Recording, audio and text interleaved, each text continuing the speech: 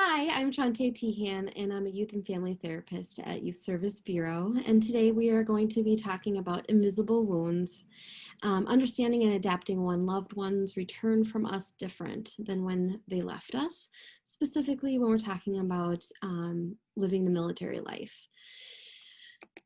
So I work at Youth Service Bureau. We have a military family program, which is supporting this recording today.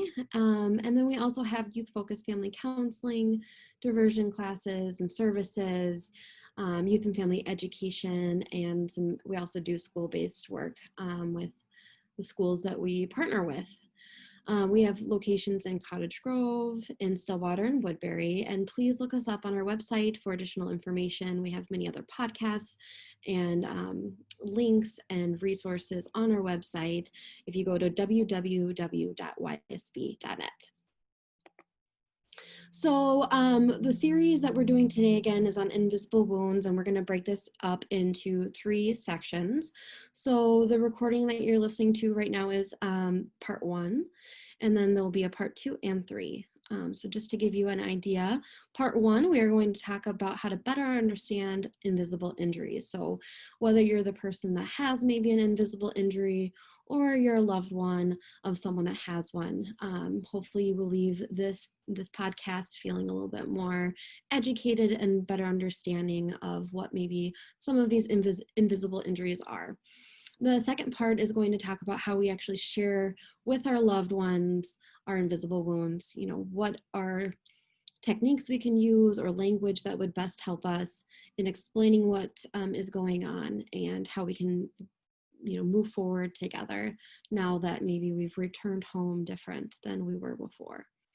And the last step, or the last part, is how to move forward and adapt within those relationships, and also be providing more resources. So when we're talking about wounds of war, typically you might imagine having injuries to limbs, or maybe even traumatic brain injuries. But a lot of the injuries that come back, are invisible. So these are things like anxiety, depression, trauma, that can turn into like post-traumatic stress disorder, or even substance use issues. So those are the main invisible wounds we'll be talking about today. So just an idea how different parts of our military service can be impacting us. It's not always visible to the naked eye, and it's not something that's on the outside that can be easily seen or detected. So post-traumatic stress disorder, also known as PTSD, we like to think about it's not like a mental illness, but more, it is a mental illness, but it's really thinking about it as a psychological injury. And I really like this quote that I found: PTSD is a normal reaction to extreme trauma. Just as bleeding is a normal reaction to being stabbed or having another kind of physical injury, right? So the human brain will be changed by trauma or by life experiences. And so PTSD is something that our brain just happens. It's not because you have a weak character or weak moral grounds or anything like that. It's about just kind of how our body responds to an event that is traumatic. So when we're thinking about invisible injuries, a lot of them are comorbid, which means they exist together. So for example, you might have post-traumatic stress disorder and you also experience depression, or also have a substance use disorder and also have depression, anxiety. So these things are comorbid. They all exist at the same exact time. And then also with the substance use disorders and things like anxiety or depression, we would also call that like a dual diagnosis or a co-occurring disorder.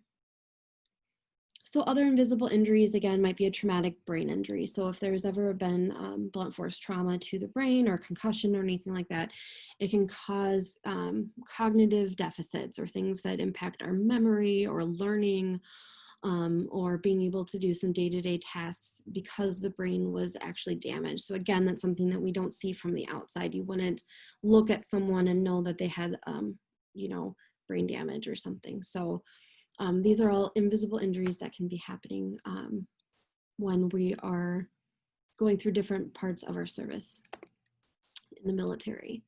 So the common, physical wounds we can think of are things that like appearance. So even like when you're under a lot of stress for a long time, maybe you notice people change and they look aged, right? You might see more wrinkles, you might see thinning hair or gray hair. And another kind of appearance thing that you might notice from these wounds of war or even kind of deployment or different being stationed at different places is that someone might come back looking different in terms of their body language, being more distant. Again, those wounds that you can physically see. And then also you might be seeing behaviors. The behaviors might be seen from someone might be like risky or out of character, being impulsive, or you might be seeing people return, or you might notice yourself being more reserved or quiet or isolating. You might notice people using more substances, or you might be noticing that about yourself, and also like an increase in irritability and lashing out. All of those behaviors are like the physical representation of the invisible stuff that's going on inside of us.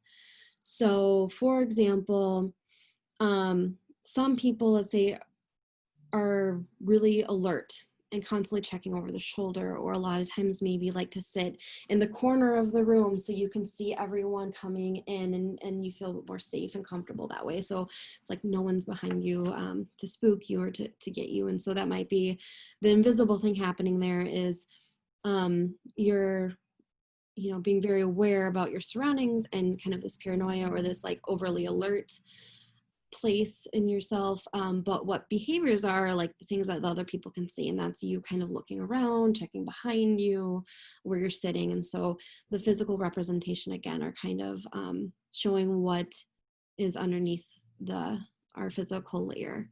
So some of those invisible wounds again are difficulty relaxing, constantly tense, having anxiety, depression. It might be difficult sleeping or having nightmares, might be experiencing a lot of guilt and shame, emotional disconnect. It's harder to connect with people like you might have been able to before, or maybe you're noticing that about your loved one, that they seem more disconnected.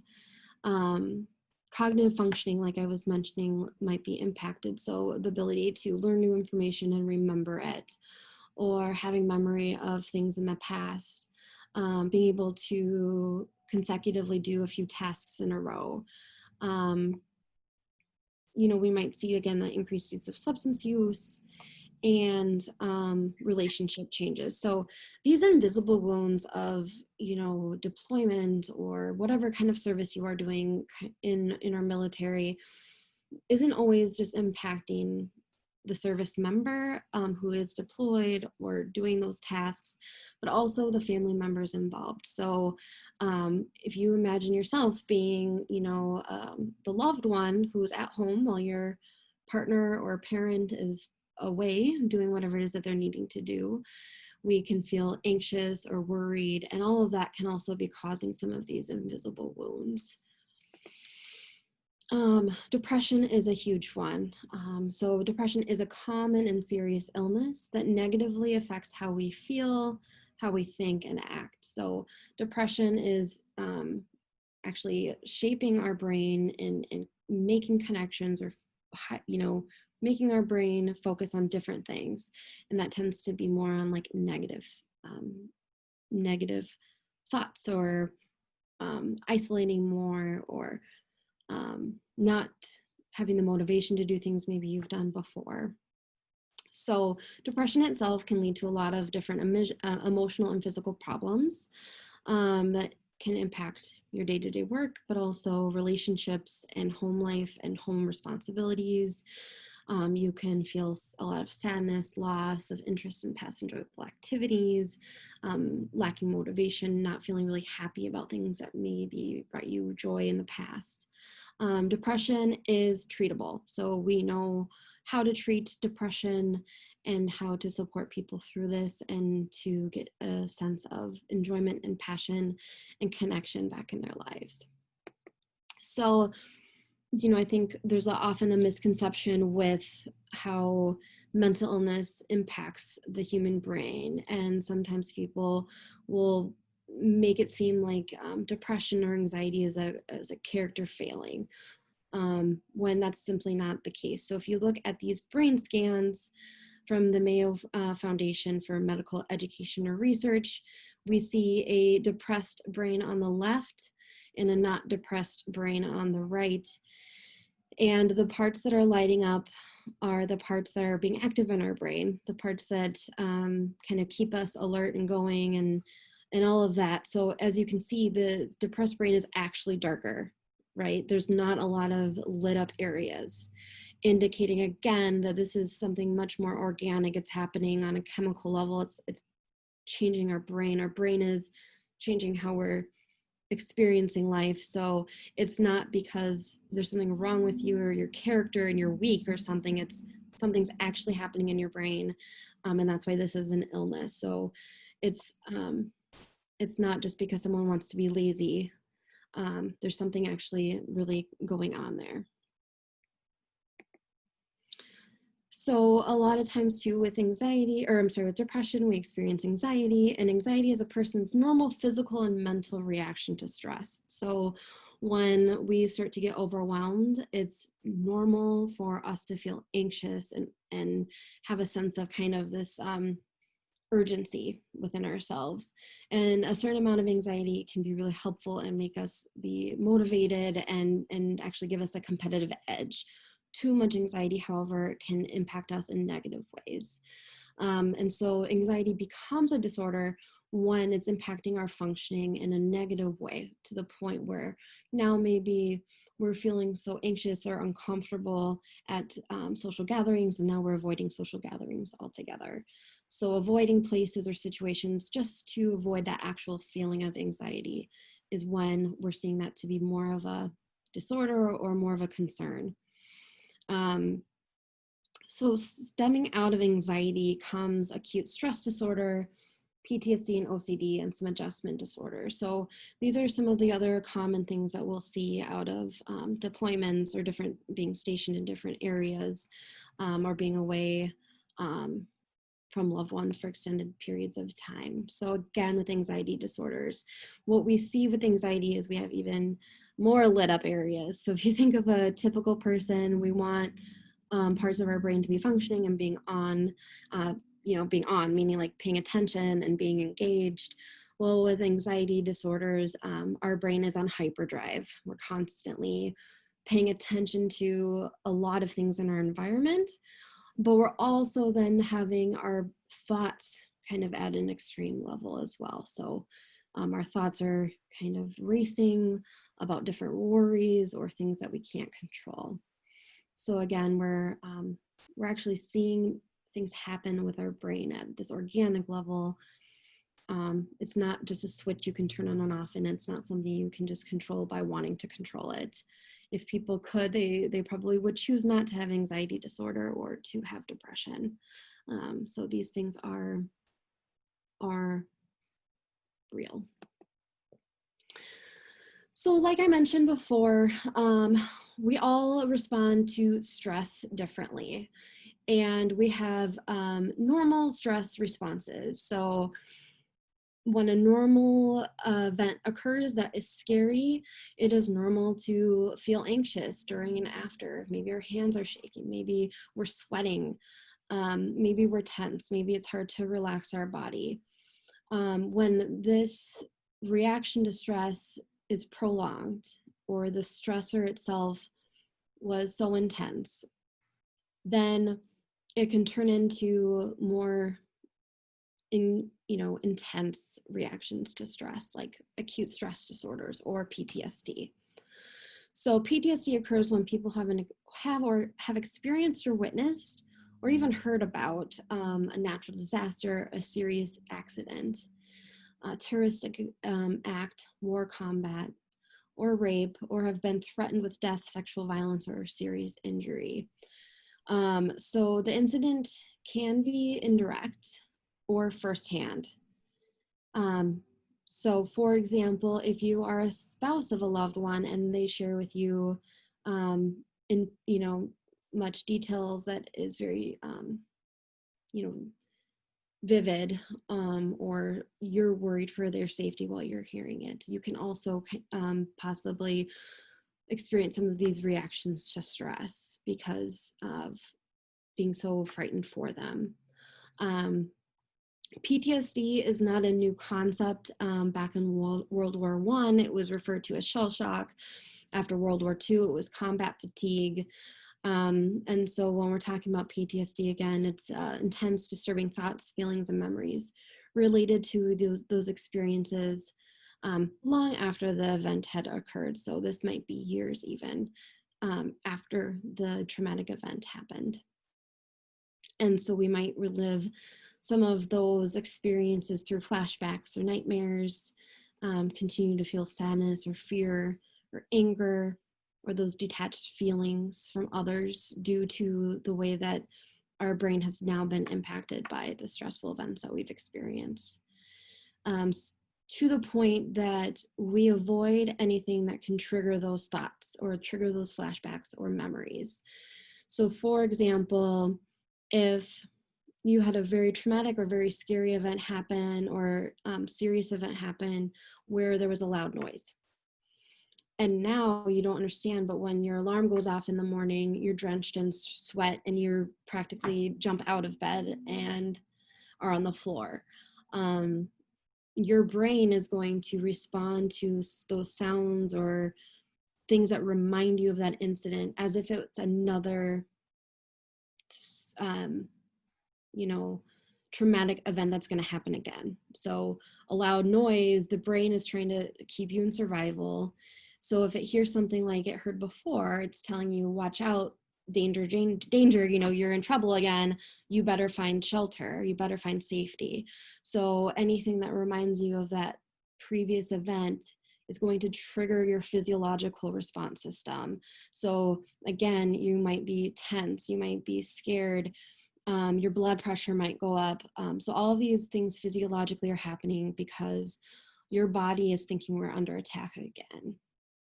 And so you're literally reliving the event that happened many years ago or a few months ago when something like a whistle is blown, or you see something on TV that reminds you of an event you had, or someone talks about something and that reminds you of that event. You're literally kind of re-experiencing that each time. So again, normal brain and PTSD, more things are lit up than in the normal brain. And then some of these ventricles are actually shortened. So again, I'm not going to go too much into the neuroscience behind these different invisible injuries, but wanting to show again that there's physical evidence that something's changing inside of us when we experience chronic stress or trauma.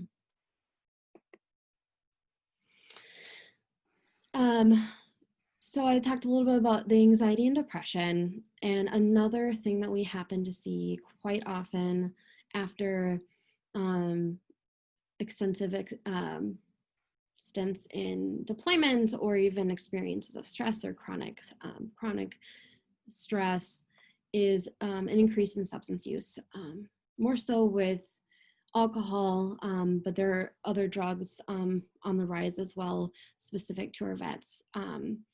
So what I have listed here is the screening tool often used to assess if a substance use or if substance use is more of a concern or something that needs to be further evaluated. And so the most common tool used is called the CAGE, and it's cut, annoyed, guilty, and I. So have you ever felt you should cut down on your drinking or use? Have people annoyed you by criticizing your drinking or drug use? Have you ever felt bad or guilty about your drug use or drinking? Have you ever had a drink or used substances first thing in the morning to steady your nerves, get rid of a hangover feeling, or just to feel normal or better? And if the answer is yes to any of these, then it's important to take another or to take more closer looks about your use. So when we're talking about actual substance use disorders, there's a lot of different things that can go into that. But one thing to keep in mind is that when you're using substances or abusing substances, it's not always just about how much time you're actually using the substance or the amount of time you're under the influence of that substance. However, it can also include how much time is spent trying to accrue or obtain that substance. So if you're thinking all week about you can't wait to drink this weekend, that can be a clue too, that there's like, a red flag that maybe substance use or drinking is something more of a concern. So if all week you're thinking about that party or getting together with your friends, or you can't wait for that barbecue so you can have a drink, or you can't wait until you get home at the end of the day for the drink, again, those are red flags to kind of really think about what's going on with me and my use, or what is my use doing for me. So is there more to it? That am I using it to avoid feelings of anxiety or depression or stress or feeling overwhelmed? So you might have those cravings to use, or also finding excuses to use, like, oh, it's so-and-so's birthday, this weekend, so we might as well drink, or hey, you know what, there's a game on, so we get to drink, or man, I worked so hard today, I earned myself a drink. So thinking about how you're trying to rationalize the ability to use a substance. So addiction, more so, is now called substance use or substance use disorders. It is a disease that affects a person's brain and behavior and their ability to control the use of a legal or illegal drug or medication. So substances identified as drugs include alcohol, marijuana, nicotine, prescription opioids, painkillers when they're abused. And again, addiction is not a moral failing, it's a chemical disease. So again, our brain is kind of being hijacked by these chemicals and taking control. And so that's why a lot of the behaviors are going to be around getting that substance, because your brain is constantly saying, we need the substance to feel safe, or we need the substance to feel normal or in control, or not so scared or on edge, or whatever you might be having. So again, the reason why I'm really talking about substance use today as an invisible injury is because it's something that often isn't talked about, and yet is very, apparent in a lot of people. So there's different supports for substance use, specifically through community run support systems. So like AA, Al-Anon is a program for family members, and Alateen as well for adolescents or children of someone who is an addict or is using substances more than what might be typical or expected, or impairing functioning. So Al-Anon, Alateen, those are for the caregivers or the loved ones of someone who is using the substance. And then AA, NA are for those who are using the substance. CODA is for Codependence Anonymous. Codependency is something that, as a caregiver or someone, a loved one of someone who is using substances, tend to find themselves in. And so sometimes you feel like you're the one who might be supporting that person's use. Maybe you're buying them the alcohol, maybe you're making arrangements to help them use or whatever, but there's a lot that can go into it. But there's another resource out there for family members who might need it.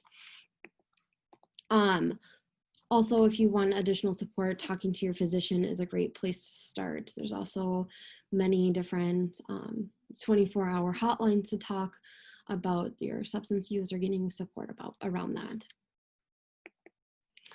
September is Suicide Prevention Month, and so I was already planning on talking about suicide as part of an important topic of of invisible injuries.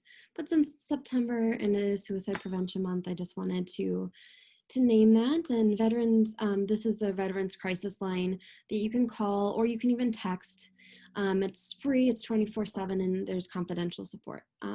There's plenty of other 24-hour free confidential support lines out there if you're interested in. However, this is specific to veterans.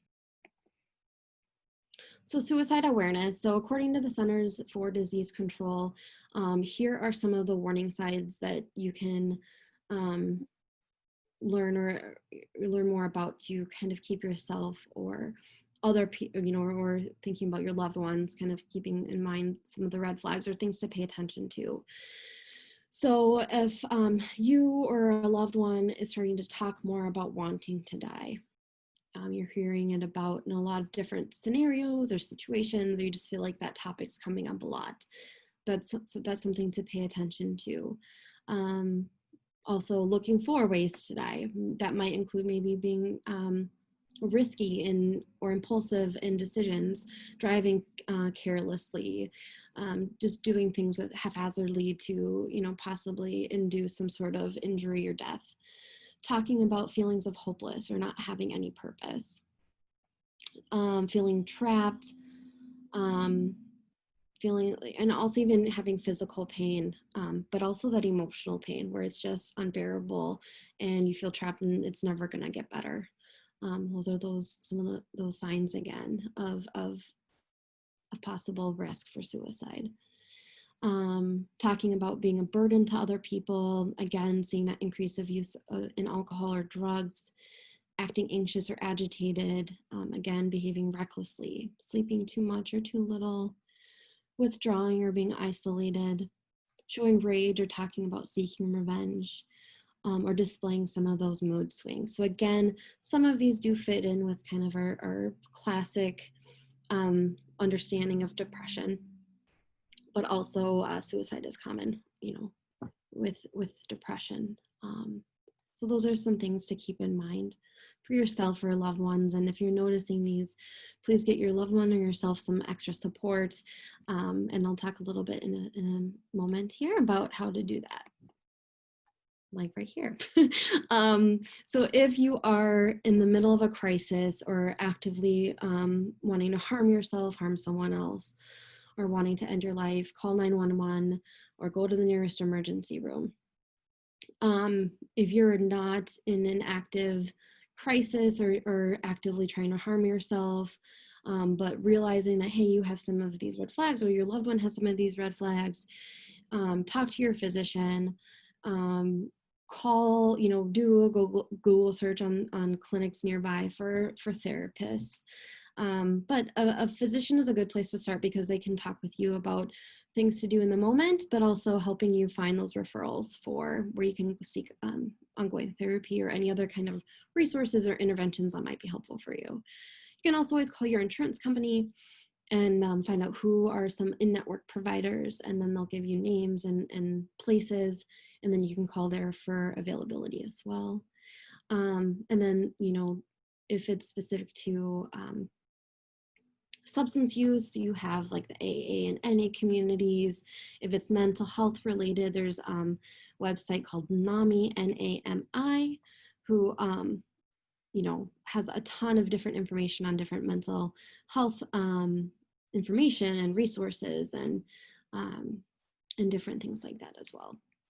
And then in our second series, actually I think it's our third series, I have a whole list of different book resources and things of how to actually talk to your kids about anxiety, depression, PTSD, if you're wanting to have those conversations with your children or other loved ones about kind of what's going on. So again, that's later on in our series. And so next time we're going to talk about so once we figure out, like, do we have anxiety? Do we have depression? Are we using substances more than would be healthy? Are we experiencing some post-traumatic stress or anything along those levels? Once we have an idea of what's going on for us or our loved one, then the next step is, how do we talk about it? How do we talk about it with our friends? How do we talk about it with our loved ones? How do we talk about it with our significant others, and our children? So I'll be talking through ways to do that, language to use, on how to be comfortable with doing that and how to really effectively share your experience. And then the third part of our series will be about how to move forward once we have those conversations, to continue to reconnect and have stronger relationships and better ourselves and manage ourselves and our symptoms. So again, if you want to support Youth Service Bureau, you can help by donating today, or you can go ahead and go to ysb.net to learn more about us and finding out more information. So thank you so much for your time today, and please look at our website at ysb.net for additional podcasts and information on a variety of topics. Thank you so much.